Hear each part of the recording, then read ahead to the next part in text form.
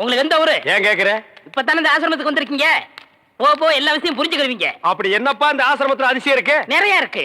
அது எனக்கு ஒருத்தனுக்கு தான் தெரியும். உங்களுக்கு திண்டுக்கல் சகாயத்தை பத்தி தெரியுமா? திண்டுக்கல் கசாயத்தை பத்தி எனக்கு தெரியாதுப்பா. கசாயம் இல்ல, சகாயங்கிற மனுஷனை பத்தி தெரியுமா? டேய், சகாயம்ங்கிற பெரிய வெங்காயமா? அவனை பத்தி தெரியாதா ரூம் கூட்டி போவியா இல்ல எங்கேயே விட்டு போயிருவியா? என்ன கோமா பேசுறீங்க?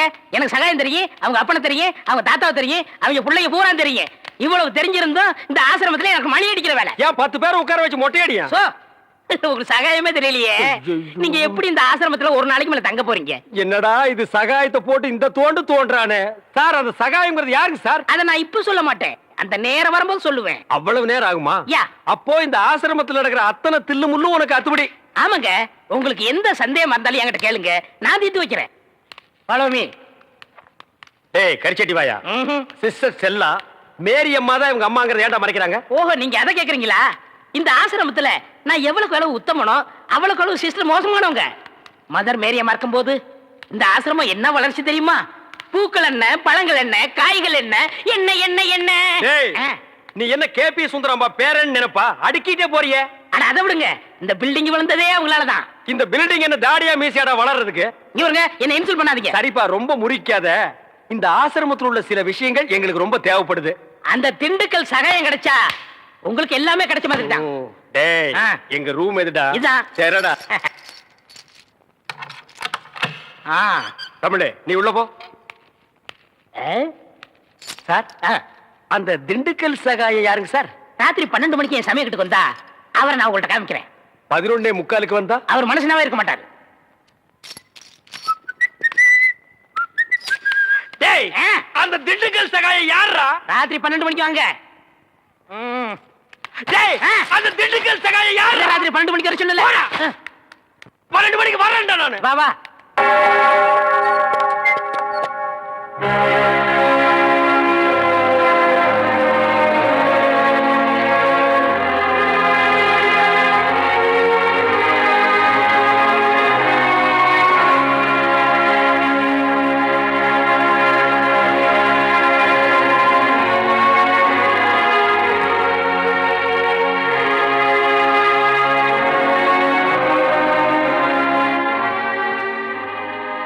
ஜாதி மதங்கிற பேரால வியாபாரம் பண்ணிக்கிட்டு இருக்கிற அரசியல்வாதிங்க இருக்கிற இந்த நாட்டுல ஜாதி மதம் வித்தியாசம் பார்க்காம சேவை செஞ்சுக்கிட்டு இருந்தாங்க நம்ம மேரி அம்மா.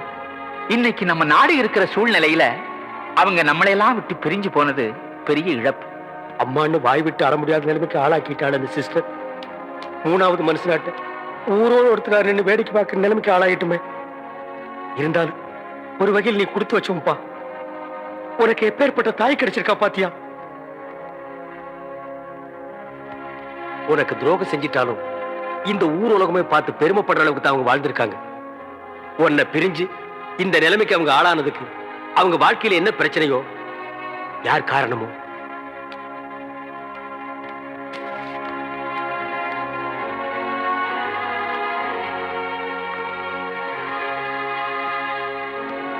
எக்ஸ்கியூஸ் மீ, நீங்க சுவாமி விவேகானந்த ஆசிரமத்திலிருந்து வந்திருக்கீங்களா? ஆமாங்க. மிஸ்டர் தமிழ்ச்செல்வன் நீங்க தானே? ஆமா, அவரோட ஃப்ரெண்டு நானு. எத்தனையோ விஐபிஸ் வந்திருக்காங்க. வந்திருக்கலாம். அவங்களுக்கெல்லாம் கிடைக்காத பெருமை முக்கியத்துவம் மேரி அம்மா உங்களுக்கு கொடுத்துருக்காங்க. இல்ல, ஐ மீன், நீங்க ஒரு ஹிந்துவா இருந்தாலும் உங்களைத்தான் தன்னோட இறுதி ஊர்வலத்துல சிலுவை தூக்கிட்டு வரணும்னு சொல்லிருக்காங்க. ஆமா, அந்த அளவுக்கு அன்பு மரியாதையும் உங்களுக்கு கொடுக்கணும்னா அதை பத்தி நீங்க என்ன நினைக்கிறீங்க? மேரி அம்மா பத்தி உங்க ஒப்பீனியன் சொல்றீங்களா? சரியான கேள்வி. வாங்க, கேட்க வேண்டிய இடத்துல தான் கேக்குறீங்க. ஒப்பீனியன் என்னங்க?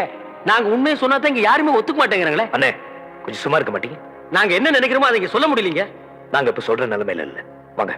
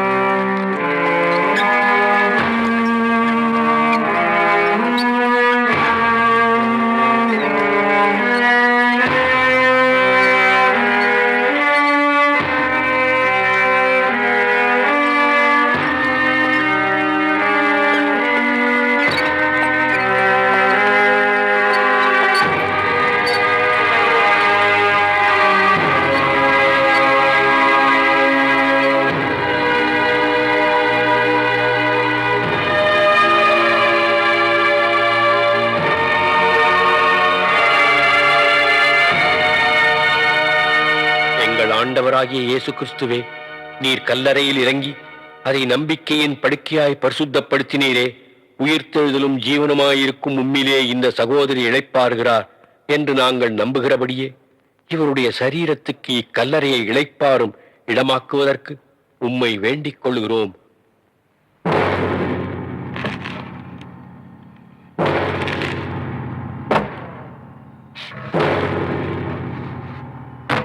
நாம் இவருடைய சரீரத்தை மண்ணுக்கு மண்ணாயும் புழுதிக்கு புழுதியாயும் பூமிக்கு ஒப்புக் கொடுக்கிறோம்.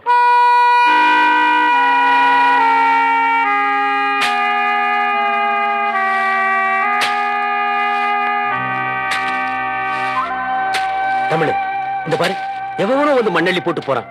பெத்த மகன் நீ, உனக்கு இல்லாத உரிமையா? பிடிவாதம் பண்ணாத தமிழ். அன்னைக்கு அவங்க உன்னை கருவறையே ஒதுக்கியிருந்தாங்கன்னா இன்னைக்கு நீ இந்த கல்லறையில வந்து நின்று இருக்கவே மாட்டேன். அண்ணே, என்னை பொறுத்த வரைக்கும் எங்க அம்மா செத்து எத்தனையோ வருஷமாச்சு. நான் பிறந்தப்பவே அவங்க இறந்துட்டாங்க. என்னோட இதயத்தில் நான் அவங்களை எப்போ புதைச்சிட்டேன்.